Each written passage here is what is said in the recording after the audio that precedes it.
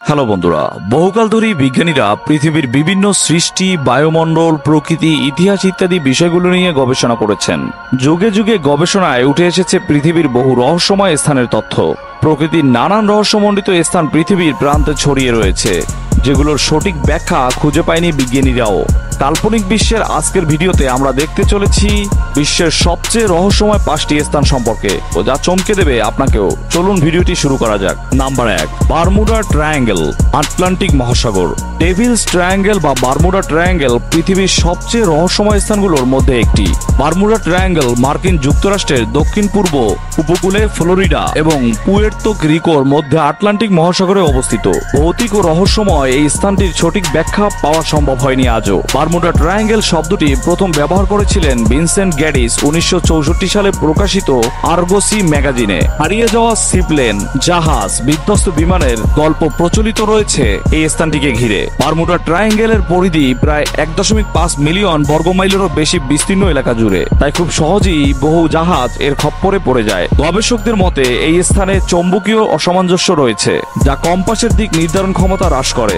অনেকেই বলেন এখানে থাকা গ্রীষ্মমণ্ডলীয় ঘূর্ণিঝড়ের কথা।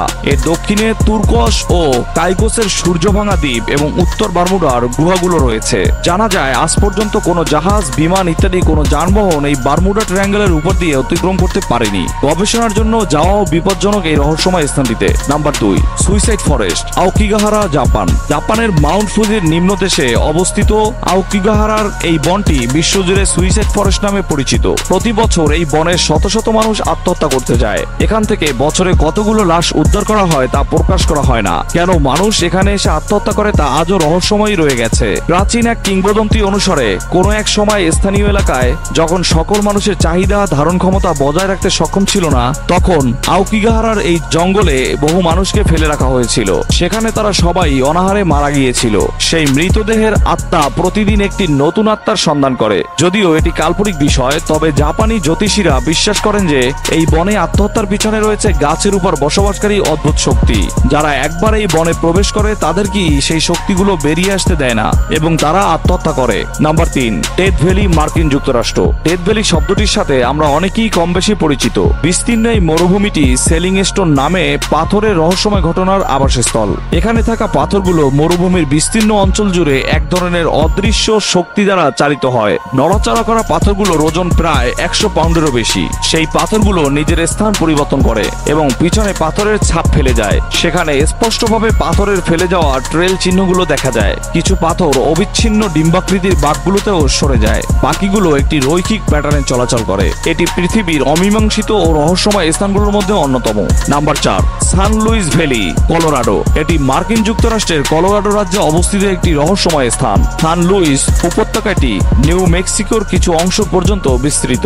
প্রায় 8000 বর্গ মাইলের এই উপত্যকাটি 196 কিলোমিটার দীর্ঘ এবং 119 কিলোমিটার প্রশস্ত। বিভিন্ন সময়ে এখানে বহু পোষা প্রাণী হত্যার ঘটনা সংঘটিত হয়। তাছাড়া প্রায় পশুর শরীরে নানা রকম ক্ষত, প্রাণীর শরীরের অঙ্গ প্রত্যঙ্গ হারিয়ে যাওয়া ইত্যাদি ঘটনা এখানে ঘটে, কিন্তু কোথাও কোনো রক্তের ছাপ পাওয়া যায় না। ধারণা করা হয় এই রহস্যজনক কর্মকাণ্ডের পিছনে এলিয়েনদের হাত রয়েছে। এ সম্পর্কে জুডি মেসুলিন নামের এক নারী জানিয়েছিলেন 2000 সাল থেকে তিনি এখানে 50টিরও বেশি ইউএফও অবতরণ করতে দেখেছেন। তবে এলিয়েনদের এই ঘটনাটি কতটা সত্য তা আজও জানা যায়নি। নাম্বার 5, নরকের দরজা, তুর্কমেনিস্তান। বিশ্বের সবচেয়ে রহস্যময় স্থানগুলোর মধ্যে তুর্কমেনিস্তানের নরকের দরজা অন্যতম। জ্বলন্ত এই খাতটি প্রায় 50 বছর আগে খুলেছিল এবং তারপর থেকে এখনো পর্যন্ত জ্বলতে থাকে। এটি রাতের বেলায় এক সুদৃশ্য রূপ ধারণ করে এবং বহু দূর থেকেই এর আভা পুরোপুরি দৃশ্যমান হয়। ধারণা করা হয় সোভিয়েত ইউনিয়নের একটি প্রাকৃতিক গ্যাস ড্রিলিং অভিযান থেকে এটি উদ্ভূত হয়েছে। এই গর্তের রহস্য উন্মোচন করতে একটি গ্যাস ক্রেটার সেখানে গিয়েছিল। কাউরুনিস নামে একজন ব্যক্তি সর্বপ্রথম সেই গর্তের 100 ফুট গভীর পর্যন্ত গিয়েছিলেন। নানান প্রতিকূলতা সত্ত্বেও তিনি অক্ষত অবস্থায় বেরিয়ে এসেছিলেন, তবে তেমন কোনো তথ্য তিনি খুঁজে পাননি। তো বন্ধুরা, আমাদের আজকের আয়োজন এ পর্যন্তই। ভিডিওটি আপনাদের কেমন লেগেছে তা অবশ্যই কমেন্ট বক্সের মাধ্যমে জানাবেন এবং আপনি যদি এই ধরনের রহস্যময় ভিডিও দেখতে পছন্দ করেন তাহলে কাল্পনিক বিশ্বের চ্যানেলটিকে সাবস্ক্রাইব করে পাশেই থাকুন। ভিডিওটি শেষ পর্যন্ত দেখার জন্য সবাইকে অসংখ্য ধন্যবাদ।